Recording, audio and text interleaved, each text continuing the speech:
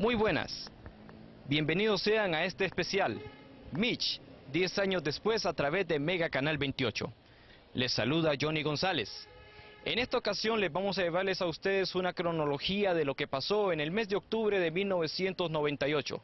Precisamente en este escenario, no solamente en Tegucigalpa, sino que en todo el país se vivió una emergencia que llevó al desastre a 7 millones de hondureños, que cobró la vida de muchas personas importantes, que también hizo que retrocediéramos en nuestro desarrollo. Les sugerimos que las siguientes imágenes son bastante fuertes. Les vamos a llevarles a ustedes testimonios de personas que vivieron en carne propia la experiencia del huracán Mitch. Vamos a llevarles a ustedes también datos cronológicos, cantidades, lugares, ayudas, todo lo que sucedió de inicio a fin de esta emergencia, que a pesar de tener 10 años de haberla vivido, seguimos teniendo las mismas secuencias y los mismos daños que no se han recuperado. A continuación, les vamos a ofrecerles a ustedes este especial. A continuación les llevamos a ustedes Mitch, 10 años después.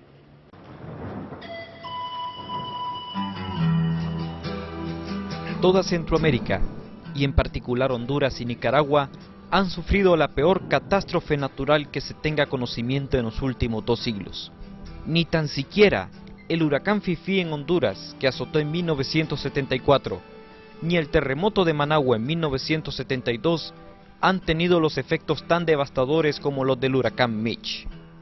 El daño ha sido de tal magnitud que muchos consideran que hemos retrocedido varias décadas en nuestro desarrollo. El inmenso número de damnificados, que solo en Honduras alcanza la cifra de 2 millones de personas, es decir, el 30% de nuestra población, la destrucción de más de 60% de la infraestructura, más de 20.000 muertos en toda Centroamérica, muestran esta tragedia como la más grave ocurrida en el hemisferio occidental. Nosotros en Honduras trabajamos a brazo partido con todas nuestras fuerzas y pensando que un futuro tendrá que ser mejor. Muchas instituciones, el gobierno y países amigos se hicieron presentes para ayudar a mitigar el dolor, la catástrofe y el incierto destino que enfrentaba Honduras. Con un César, el gordito Castellanos, como alcalde, que muere en el cumplimiento de su deber en el día de su cumpleaños.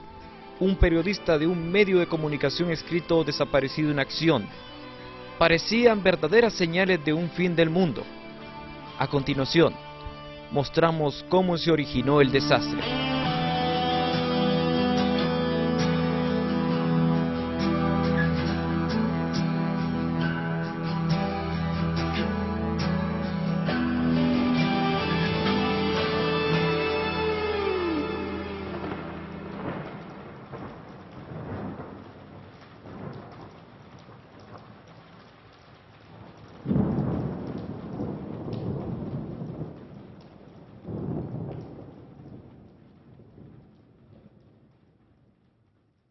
A huge funnel rips across the Ohio River, passes just west of Cincinnati, roars on through Hamilton County.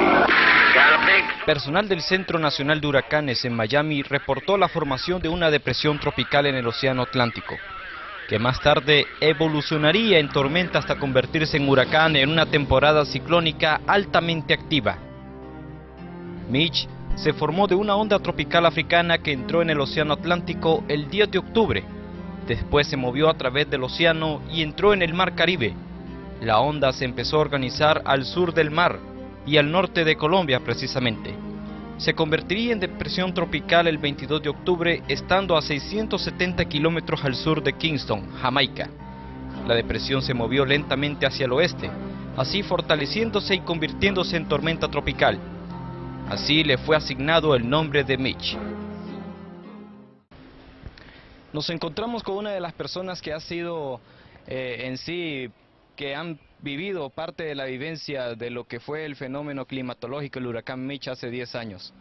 Nos referimos a doña Marta, que está con nosotros y que va a compartir su experiencia, cómo han sido esos 10 años desde ese entonces. Doña Marta, muy buenas, ¿cómo ha vivido usted esos 10 años? ¿Cómo fue esa noche de finales del mes de octubre cuando la lluvia comenzó a crecer los ríos y se armó todo este problema? Preocupado porque los hijos andaban trabajando y no me llegaban ese día. Entonces tuve que irlos a buscar y casi me ahogaba en las calles. Estaba desesperada por buscarlos. Sí, porque andaban trabajando. Después, en la medianoche, casi me cayó la casa encima, casi. ¿Y en dónde vivía usted? En la Sosa. ¿En la Sosa? Sí. En Y- Ojo de Agua. Ojo de Agua, la Sosa. En Ojo de Agua. Sí. Ajá, ¿y sus niños en dónde estudiaban? En la escuela José María Casco. Por acá cerca, Sí, ahí en la Sosa. en la Sosa. Sí. ¿Había alguna quebrada, algún río por ahí cerca? Pasaron una quebrada. Yo tenía que dar la vuelta por la Santa María, pero como en ese tiempo no hubieron clases por lo que pasó, entonces los tenía en la casa. Sí, ¿y tuvo algún daño con su casa? Sí, que me cayó una pared encima, pero en eso me pasé a otra casita sola. Sí. Pero no ha perdido hijos o algún pariente, vecinos. No, no, Solamente eso. solamente eso. Y durante todo ese tiempo que pasó el huracán, casi una semana, que hemos perdido, ¿qué? No, Varias vidas, muchas vidas. ¿Se acuerda del Gordito Castellanos? Sí, por andar rescatando gente, el pobre fracasó. Fracasó. Sí, por andar ahí recogiendo, ayudando, salvando vidas. Y en ese tiempo yo andaba trabajando, haciendo casas, limpiando casas que se había metido el agua. Y en el mercado y todo eso me llevé. Y por ejemplo, cuando usted iba de un punto a otro, cuando no habían buses, cuando las calles estaban inservibles, no servían los buses, ¿cómo hacía? Los llevaban en carro. ¿En carros llevaban? Sí. ¿Y si no habían carros? Ah, pues ahí íbamos a pie. Iban a pie. Ya, y en aquellos días también cuando escaseaba, si nos acordamos muy bien, escaseaba la comida. Sí, y todo caro y no se hallaban las cosas. Usted usaba, me imagino que usted usaba alguna estufa de gas. Sí, fuego. Ya, solamente tengo que decir. El huracán siguió moviéndose lentamente. El 24 de octubre se ubicaba a 475 kilómetros de distancia al suroeste de Kingston y para el 26 de ese mismo mes se convertiría en huracán de categoría 5. El ojo de Mitch se movió de forma paralela a las costas de Honduras y Nicaragua. A su paso sobre las Islas del Cisne el 27 de octubre se debilitó conforme se acercaba a Honduras. El huracán tocó tierra el día 29 a 70 millas náuticas de La Ceiba, como un huracán de categoría 2. El 30 de octubre lo haría en Nicaragua, y las lluvias provocaron un deslave de lodo en el municipio de Pozotelga, en Nicaragua, muriendo más de 3.000 personas. Ahora, al haber tocado tierra, empezó a debilitarse, de tal manera que se convirtió en depresión tropical, entrando sobre varias áreas sobre Guatemala para finales de octubre.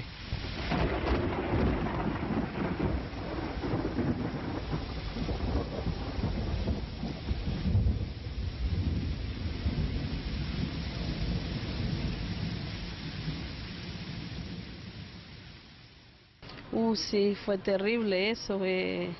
Nosotros a puras cachas salimos nosotros a las calles, salimos a la iglesia San Francisco y ahí estuvimos por 2 meses. De ahí anduvimos en el Club de Leones, anduvimos en varios lugares, pero sí fue terrible que a la vez no nos hemos podido recuperar. ¿Estuvieron entonces en esos lugares como albergados? Sí, albergados. Sí, sí. Y sí, tuvimos ayudas así de ropa, comida, de una iglesia evangélica. Y Marco Antonio Andino nos ayudó, nos dio un dinero para que pudiéramos comprar lámina de segunda. Y ahí vamos, pero todavía no nos hemos recuperado. ¿Y cómo fue, cómo perdió su casa en esa noche? ¿Cómo sucedió? Uy, sí, gracias a Dios que por lo menos nos quedó las paredes, porque el techo no quedó nada, todo se fue. Cuando anduvieron dragando, que anduvieron los mexicanos limpiando, vino un mexicano, había un árbol adentro de la casa, un árbol exagerado, que pensamos que nos iba a botar las paredes. Entonces le pedimos de favor que con cuidado nos sacara el árbol, y el mexicano parece que nos tuvo un poquito de lástima, entonces sacó con cuidado el árbol y no se cayeron las paredes. Y hasta el sol de hoy, 10 años después, no ha podido recuperar lo que ha perdido en ese entonces. No. Cuando nosotros miramos que tal vez ahí crece el río, nos ponemos nerviosos. Bueno, no podemos ni comprar nada, un juego de muebles, nada, porque nosotros siempre vivimos con el temor al río. Con el temor de que vuelvan a perder de nuevo con cada vez de que crezca el río. Sí, cada vez que el río crece, ni dormimos, son las 12 de la noche, nosotros estamos ahí pendiente al río, pero gracias a Dios este año no nos pasó nada. Si en todo caso las autoridades municipales o el mismo gobierno les dijeran a ustedes, los que viven aquí en esta zona, que se movieran para otro lugar, ¿ustedes lo harían o se quedarían? Bueno, siempre y cuando uno tenga donde ir a vivir, porque ir a un albergue es bien difícil, entonces mejor correr el riesgo aquí, estar pendiente del río, pero sabemos que es propio, pero no andar en los albergues, eso es horrible. Aún las huellas del huracán Mitch se sienten, y no solamente en las memorias o en los recuerdos o en los corazones de muchas familias que perdieron a sus seres más queridos.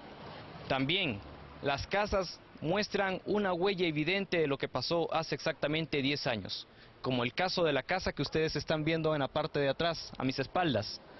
Si se fijan, en la parte donde está marcada, como en lodo, precisamente la pared, ese fue el nivel del agua, de la crecida del río que afectó a toda esta zona.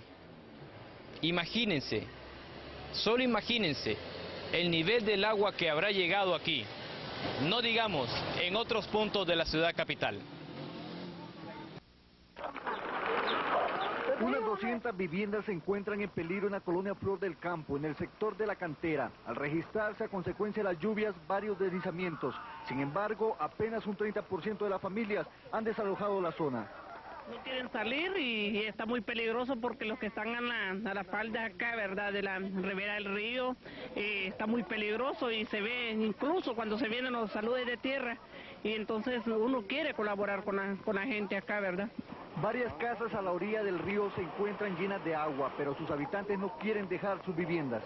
Aquí es la única parte que hemos tenido de hacer una casita y me queda pesar irme y dejarla. Las corrientes aumentan, pero la terquedad persiste en estas personas que observan únicamente el paso del agua. Los disturbios ocurridos hoy aquí en la penitenciaría central han perjudicado el aspecto administrativo en los juzgados de letras primero y segundo de lo criminal de Francisco Morazán. Lo confirma la titular del juzgado más importante del país. La colonia Los Pinos con Felipe Pierrot, donde pues se ha enlutado realmente una familia acá. Ha llegado la tragedia, 3 niños han perecido a consecuencia de esta tormenta tropical del huracán Mitch. Impresionante, realmente dramática las escenas que estamos observando en estos momentos. 3 pequeñitos que han perecido luego de que se derrumbara la vivienda en que vivían y les haya caído encima. La ciudad de Danlí también se suma a la enorme lista de lugares que Mitch hizo y sigue haciendo de las suyas. Al momento se reportan 5 barrios que ya fueron inundados por esta quebrada y que ya tienen a más de un centenar de damnificados.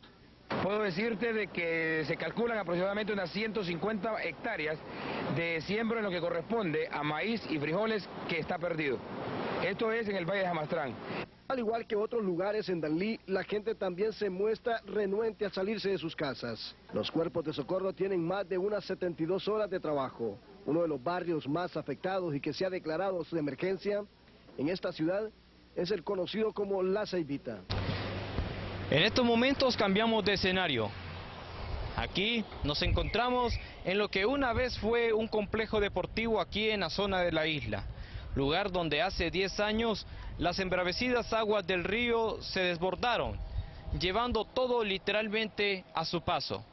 Aquí nos encontramos en el puente Estocolmo, donde la cooperación internacional decidiera en una vez habilitar un paso para el tráfico, ya que esta zona se consideraba como una zona de desastre.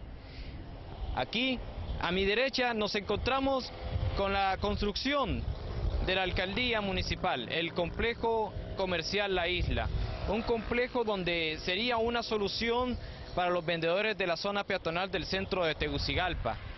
Aquí nos encontramos debajo de las tranquilas aguas, de las tranquilas aguas. Solo imagínense la brecha tan grande y significativa que tuvo este río hace 10 años atrás, y que con el paso del tiempo se hicieron trabajos de drago, o de dragaje mejor dicho, para evitar que este río volviera a crecer. Ahora imagínense ustedes, si tuviéramos enfrente a un fenómeno climatológico de la magnitud de Mitch, ¿cómo serían las inundaciones en Tegucigalpa?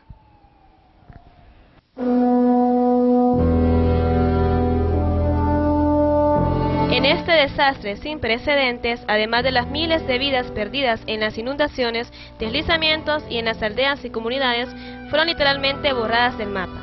La estructura del país quedó deformada tras el paso del fenómeno. De las pérdidas grandes de esta emergencia están las de la tripulación encabezada por el alcalde César Castellano Madrid, el Gordito, y 4 miembros que estaban sobrevolando la ciudad en evaluación del daño. La aeronave, un helicóptero D-500, se precipita a tierra, precisamente en el bulevar de las Fuerzas Armadas, explotando al caer, muriendo todos sus ocupantes. Castellanos muere en el día de su cumpleaños.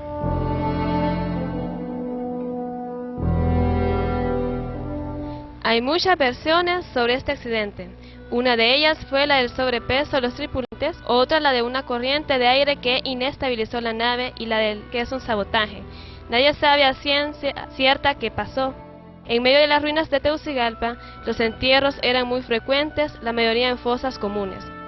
Las epidemias que estaban creciendo en medio de la alta contaminación de los ríos, cadáveres flotando, hierros retorcidos y aguas enturbiadas eran propicios para varias epidemias. Inmediatamente se inician las tareas de reconstrucción en medio del luto nacional, no solo en Honduras, sino en el resto del área.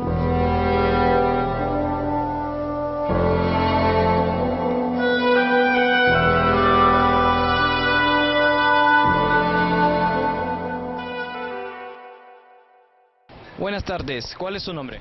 Ursina Milla Vázquez. ¿Nos puede comentar cómo fue la vivencia suya con el huracán Mitch? ¿Qué fue lo que le afectó? Nosotros sentimos que se iba moviendo la tierra y allí los que pudimos sacamos las cosas y lo que no lo dejamos que se fuera. Lo que nosotros logramos salvar la vida de nosotros. ¿En dónde vivían anteriormente? En Sol, la entrada de la Soto. ¿Y nadie de la colonia Soto pudo recuperar sus cosas, sus pertenencias? Otras las recuperamos, otras no. Nosotros lo que bastamos fue salir con vida. Y lo que pudimos lo salvamos y lo que no lo dejamos. ¿Vivían ustedes a la orilla de algún río? No, vivíamos como a mitad de la colonia Soto. ¿A mitad? Sí. ¿Y el agua se elevó tanto? Sí, no, la tierra es que se iba moviendo. ¿La tierra? La tierra se iba moviendo, sí. Ajá, ¿y no pudieron recuperar nada en absoluto? No, lo que sacamos fue estufas, trastos, colchones, ropa, lo que pudimos. Lo demás se quedó. ¿Y actualmente dónde están viviendo? Yo ahorita estoy viviendo por la Crucita. ¿Por la Crucita? Sí, yo no fui al albergue porque como yo padezco la presión, entonces a mí no conseguí casa. Siempre estoy alquilando. ¿Está alquilando? Sí. ¿Y aquí está trabajando aquí en el mercado? Aquí vendo, sí. Y por ejemplo, cuando usted mira aquí este río que está cerca y cada vez que hay lluvia siempre hay un temorcito, ¿sí? Sí, siempre. Nos configuramos irnos temprano. Fue triste porque yo tenía una hija que vivía en la tercera calle de la Brinca Reyes y no hubiera sido un vecino que les habla por teléfono, se hubiera perdido esa hija.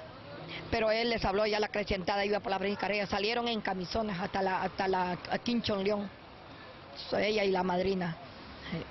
Fue triste para mí, no quisiera recordar eso. Estamos con otra de las víctimas de este fenómeno que hace 10 años impactó Honduras y que ha dejado bastante desolación, tristeza y pobreza. Esta es una de las historias que les vamos a mostrar aquí. Buenas tardes, ¿cuál es su nombre? Ibis Jacqueline Calix. Ibis, al momento de suceder el Mitch, ¿en dónde vivía precisamente?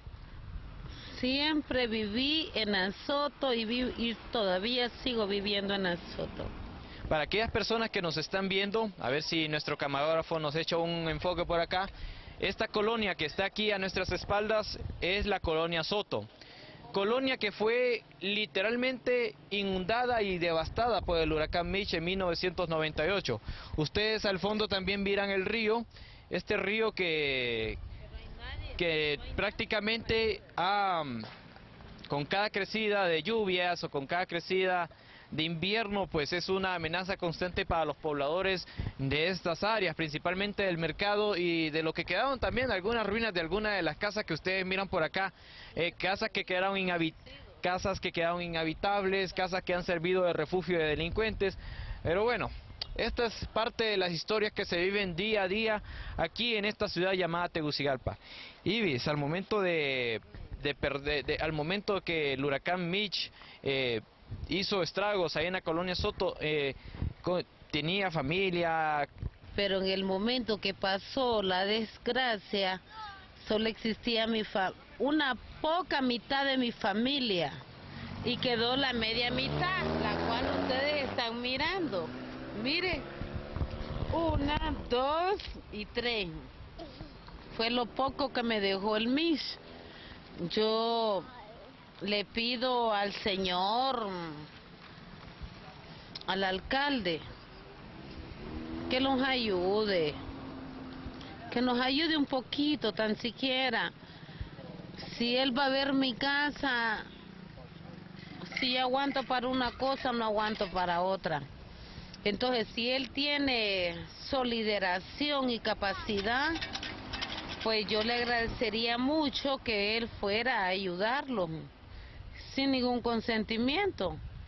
Pero si tampoco no lo quiere, pues es cosa de cada quien hace lo que quiere. Y actualmente está trabajando usted, ¿cómo hace para mantener a sus hijos? Yo trabajo con Don Tito Asfura, en el contenedor Puente Caría.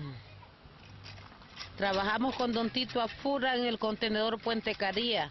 Los paga a la quincena 1,000 pesos. En el contenedor Puente Caría. 1,000 pesos, eso es lo que los paga él. Entonces, por esos 1,000 pesos nosotros estamos viviendo. Yo soy una persona que tengo 8 hijos y con el que viene son 9. Son 9 hijos. ¿Pero usted tiene marido o vive separado? Mi marido trabaja con Don Tito Asfura y yo me mantengo lo poco. Mire, ve, yo tengo 6 hijos con el muchacho que trabaja aquí en el contenedor, que trabaja con Don Tito Asfura. Yo tengo 6 hijos con él. Y la otra parte, tengo 5 hijos aparte que no son de él. Entonces tengo 11 hijos por todo. Con el que viene son 12 hijos. Entonces yo busco la manera de mantenerlo. Yo tenía una chiclerita aquí, entonces vino la alcaldía y me la llevó. Me la quitó. Yo soy una persona epiléptica. Yo soy epiléptica. ¿Y qué pasa cuando, por ejemplo, cuando hay lluvia en su casa? ¿No siente usted ese temor de que le vuelva a pasar alguna desgracia similar o peor a lo que pasó con el Mitch?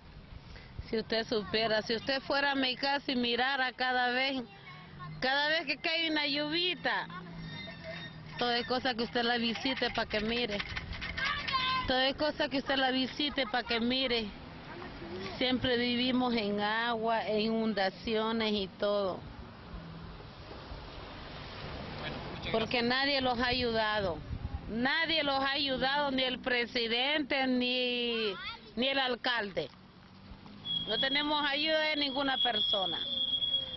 Pero si algún día cualquiera, alguno de ellos se les llega a conmover el corazón y llegar a nuestro barrio, se lo agradeceremos mucho. Porque yo tengo mis hijos y mi familia y vivo en inundaciones. En inundaciones.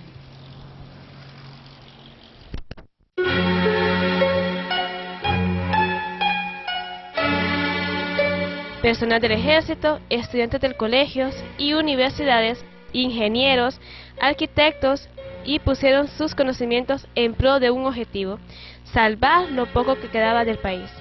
y ver en qué forma se podían rescatar cosas importantes como los granos básicos para evitar una escasez a gran altura, y con ellos el acaparamiento de los precios por parte de personas que se aprovecharan de la situación.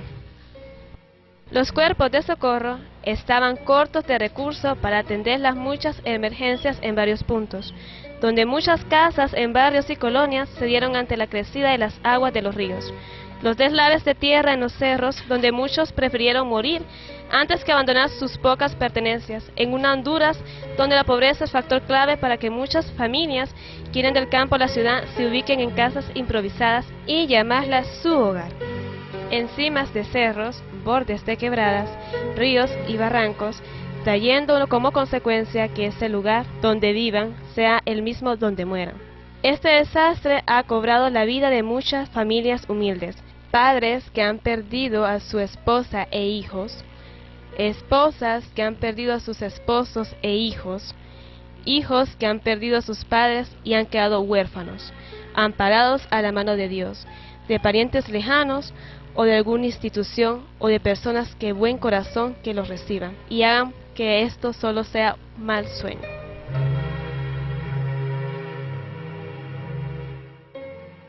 Bueno, fueron vivencias realmente tremendas esas, porque estábamos primero en una alegría que había sido una final del campeonato de la Liga Nacional, además de eso la primera final entre Olimpia y Motagua, cuando de repente, por cuestión de horas, esa alegría se convirtió en prácticamente visualizar una emergencia, sin saber la magnitud que iba a ser la misma. Concentrados primero solamente en la zona norte del país, donde habitualmente eran donde se daban las tragedias, y posteriormente prácticamente multiplicar esfuerzos para concentrarnos en cada una de las zonas del país. Sin duda, con todo y lo cansado que fue, lo agobiante, fue un gran orgullo pues haber dado un poco de información a esa fase de dolor que prácticamente pasó todo el pueblo hondureño, tratar de ser un canal de comunicación hacia el mismo, y no solamente hacia Honduras, sino que incluso también hacia el exterior, porque en muchos casos nos buscaban también muchos medios de comunicación del extranjero, países como México, como el caso de Colombia, de naciones centroamericanas, entre otros, así que realmente fue una tremenda experiencia. Emisoras Unidas HRN estaba de aniversario en ese momento, y en esa tarde falleció en un accidente aéreo el Gordito Castellanos, el alcalde de Tegucigalpa, que murió en cumplimiento de su deber. ¿Cómo fue la reacción de la población cuando se difundió esa noticia? Bueno, efectivamente fue un aniversario que, si bien no estábamos para grandes celebraciones, no dejamos la tradición de la misa, que siempre se hace puntualmente a las 8 de la mañana cada 1 de noviembre de 1933 en la iglesia de la catedral. Pero después de la misa seguir concentrados en lo que es la información. Quiero darles a conocer algo personal en ese sentido. Mi hermana vivía en ese momento en el municipio de Valle de Ángeles, que había quedado totalmente aislado. Y mi padre salió esa misma tarde a recogerla por helicóptero. Nosotros nos estábamos trasladando casualmente desde aquí, desde Emisoras Unidas, con mi esposa y mi hija mayor, hacia la casa de mis padres, cuando en eso escuchamos la grave noticia de que se había accidentado el que era en ese momento el alcalde de la capital. Pero al principio se había dicho de que una persona importante se había estrellado. Nosotros al principio pensábamos de que había sido nuestro señor padre. Y entonces hubo un momento de incertidumbre en ese sentido. Pero justo cuando llegamos a la casa, él acababa de llegar. Cuando ya la noticia, como él en ese momento era el primer regidor, no existía el vicealcalde en ese momento, yo le vi la cara y para él fue como que había caído el mundo encima, ¿verdad? Porque fue un choque tremendo ese, porque en ese momento le tocó prácticamente la responsabilidad de la alcaldía del Distrito Central. Gracias a Dios también tuvimos cierta calma en el hecho que no fue él ni mi hermana los accidentados en ese momento, pero sí haber perdido al alcalde de la capital en esos momentos donde prácticamente en nuestra ciudad había sido herida, fue un golpe realmente devastador. Yo creo que lo más importante que se aprendió fue el hecho que ahora ante un fenómeno natural hay una respuesta más inmediata. Se vio en la última depresión, pero yo creo que lo que tanto gobierno como pueblo no aprendió es en tratar de minimizar los efectos de la naturaleza. Seguimos construyendo casas en zonas de riesgo, seguimos haciendo carreteras en zonas donde hay fallas geológicas también, seguimos además de eso destruyendo el medio ambiente, y si vamos a seguir haciendo esto, entonces cuando se venga otra tragedia similar a la de Mitch, las consecuencias pueden ser más funestas por no haber previsto, por no haber sido previsores.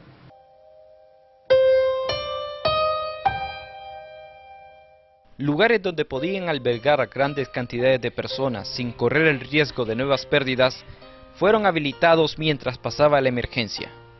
Entre estos, sedes de colegios y escuelas, proyectos habitacionales, complejos deportivos. Muchos de estos resultaron insuficientes para tantas personas que buscaban refugio. Además de esto, la convivencia en algunos casos fue inestable, principalmente por alimentos, ropa y otras pertenencias que se pudieron rescatar. Al mismo tiempo se emitió un decreto de emergencia, con ello un toque de queda en las grandes ciudades del país para evitar saqueos a los almacenes que estaban ubicados en las zonas de desastre. Las fuerzas de seguridad y el ejército hicieron un esfuerzo para que esto no pasara.